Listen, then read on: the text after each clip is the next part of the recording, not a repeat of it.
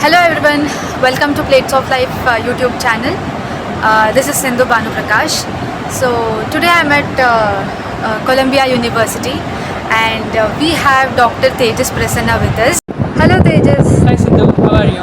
I'm good, how are you? I'm good, thank you. So we are back again with the new episode of interview with Dr. Tejas Prasanna. So let's get it started. Today they are celebrating Astrofest at Columbia University and we are here for it. So the entire astrophysics department is here. So each and every person gets around 3.5 minutes of time to present their research. So even Tejas presented his research. Second year postdoc to University of Chicago. Today I'll briefly describe our recent paper where we showed that magnetized winds from highly magnetic neutron stars can produce significant amount of heavy elements such as gold, silver, and platinum. Basically, everything in the third alpha system. So what we have here is the central white circle is a neutron star which is spinning down soon after a supernova explosion. Think about like 2 to 3 seconds after a supernova explosion. There is a neutrino-driven wind coming out of the neutron star which drives a thermal wind from the surface of the neutron star. So provided we have sufficiently large magnetic field compared to the wind current gradient in the equatorial region, we find that there are periodic ejections of high entropy material on right half of each panel and showing lots of entropy. So around the equatorial region there is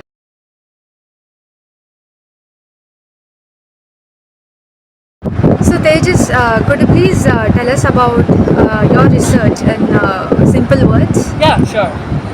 So I am mainly working in astrophysics. So my main research topic is the production of heavy elements in the universe. So when we look around us, there are trees, buildings, tables, chairs, and even the air around us. Everything is made up of atoms. So there are 118 elements in the periodic table, known elements in the periodic table, starting with hydrogen, helium, lithium, beryllium, and so on. So all of these elements up to iron can be synthesized in stars, but iron has the highest binding energy per nucleon. So a star during its life cycle cannot produce elements heavier than iron. So it's common to wonder about heavier elements like gold, silver, platinum, osmium, etc. So when we look around us and see the ornaments, or when we look at our phones and when we look at the blood inside our body, there is iron, hemoglobin, and so on. So there are so many elements. So it is very common to wonder about where these elements came from. So this is a really long-standing open question in astrophysics. So people from hundreds of years have been wondering about the origin of these heavy elements. So from my research, we have found out that when really big stars, massive stars explode in a core collapse supernova, a neutron star is formed. So when there are stars that are at least 8 to 10 times more massive than the sun, so there are really such big stars in the universe. Sun is a really normal star compared to other stars in the universe. So there are really big stars. So when they finish their life cycle, that is when their nuclear fuel is burnt out, they collapse and a subsequent explosion occurs, which we call as a supernova explosion. So the result of a supernova explosion is a young, hot and dense neutron star. So we can talk about the formation of neutron stars in a separate video because that is a big topic in itself. So when a neutron star that is just 10 kilometers wide, that is a ball of 10 kilometers wide, and that is as big, as massive as the sun is formed, that has very high temperature and density. So neutron stars are extremely dense astrophysical objects. So just to give an example, if you take your spoon and go to a neutron star, of course you can't go, this is just a thought experiment. If you go to a neutron star and scoop out a spoonful of neutron star material, it would weigh about 1 billion tons. So that is a really dense astrophysical object. Even the surface of the neutron star has extremely high temperature. So the surface temperature of a neutron star is about 10 billion degrees Celsius. So that is a really dense and really hot environment.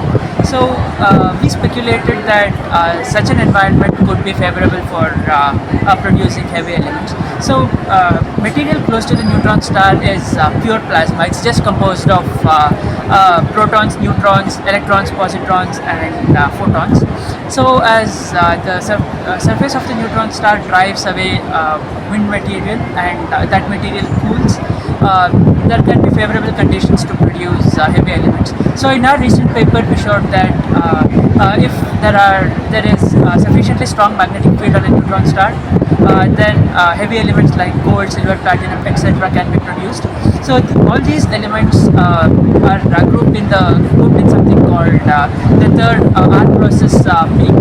So art process is nothing but rapid neutron capture process, nucleosynthesis. So we can discuss about all these details in a separate video, but I'm just throwing away random terms right now. So we can make different videos for each of the physics concepts.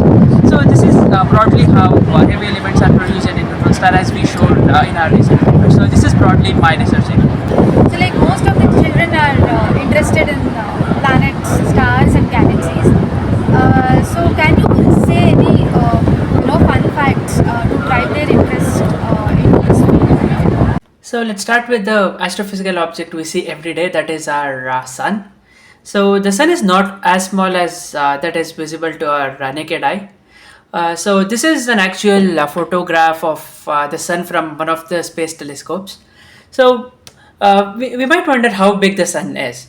So the sun is actually very, very, very big. The radius of the sun is about 7 lakh kilometers. So the radius of the sun is equivalent to the distance that we get when we travel between to and fro from Kashmir to Kanyakumari 100 times. So that is the scale of the sun. So that is an enormous distance, and we might think sun is one of the biggest astrophysical bodies, but no, that is not the fact.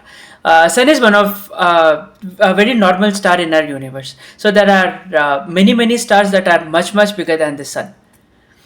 Just for comparison, here is a photograph of size estimates of various objects. So in the first panel over here, we have Mercury, Mars, Venus, and the Earth. So as we can see, Earth is the biggest object in the first panel compared to Mercury. The radius of the Earth is about 6,400 kilometers, which is really big. But when we compare it to the size of Jupiter in the second panel, we have Earth over here, which is a small dot compared to the size of Jupiter. And we might think Jupiter is a really big planet, but no.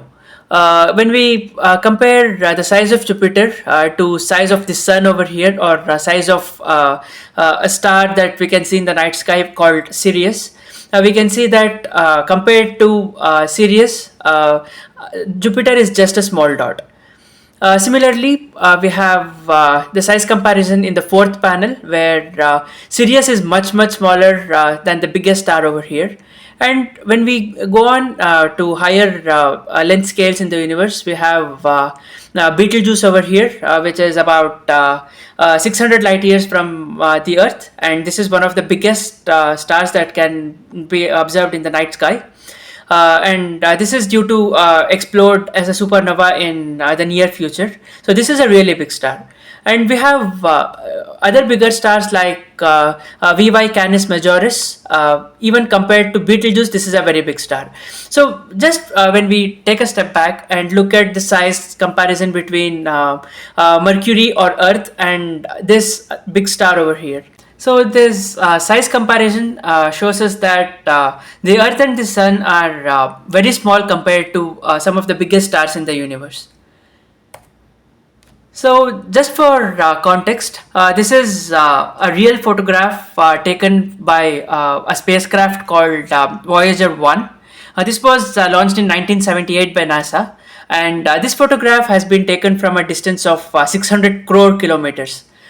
And there is Earth in this photograph, which is shown by this small pixel over here.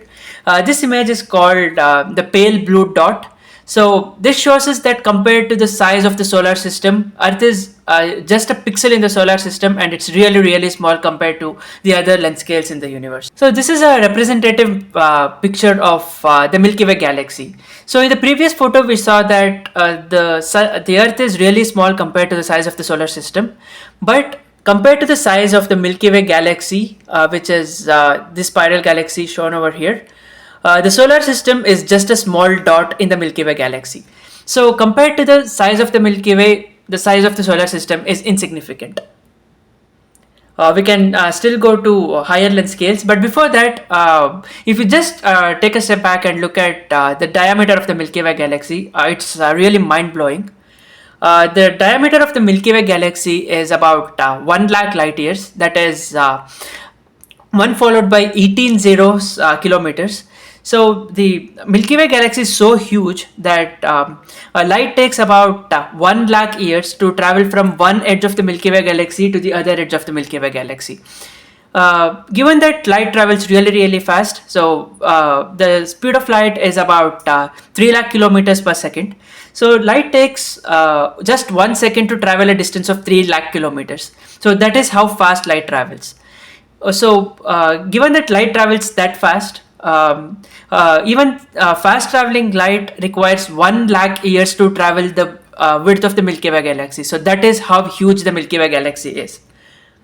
So this is really mind-blowing, but the length scale of the universe is much, much bigger.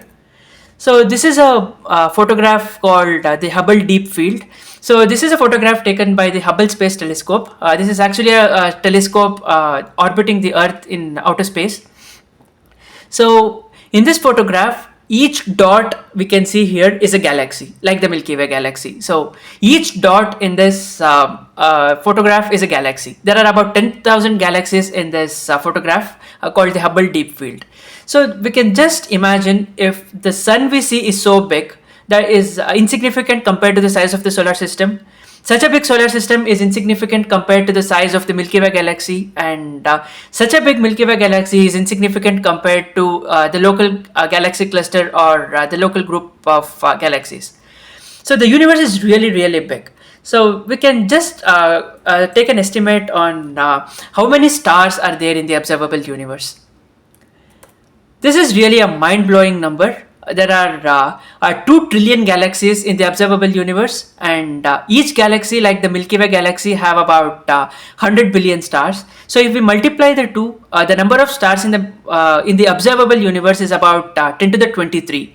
So this is such a big number. You start with 1 and insert zeros next to it, and after 1, if you add 23 zeros, that is how many stars are there in the observable universe.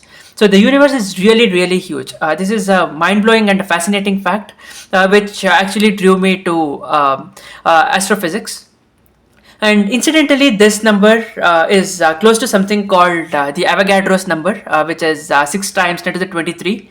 So the Avogadro's number is the number of atoms in 1 gram of hydrogen.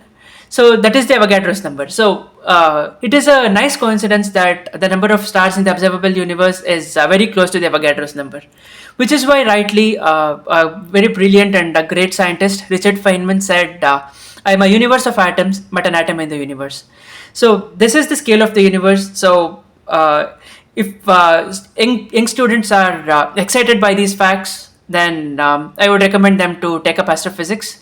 This is one of the most satisfying and curious fields, and I'm really happy that I am a researcher in the astrophysics field. So that was really very interesting. So thank you so much, Tejas. We'll come back with more astrophysics videos. So this is Sindhu Banu Prakash signing off from Columbia University. So if you like this video, please do hit like button, share and subscribe to my channel. Thank you so much. See you again. Bye-bye.